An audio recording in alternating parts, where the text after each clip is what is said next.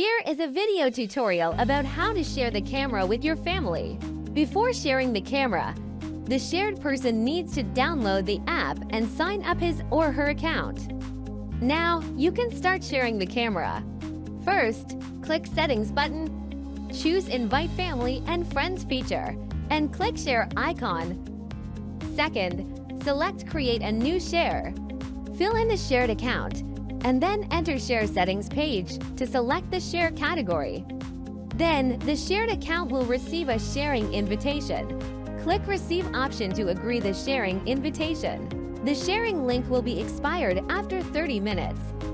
If it is expired, please resend the sharing invitation. On Invite Family and Friends feature page, you can select Permission Settings option to change the permissions of the shared account. If you want to cancel the shared account access to the camera, click More icon and select Delete the Invitation option to delete the sharing. Thank you for watching this video.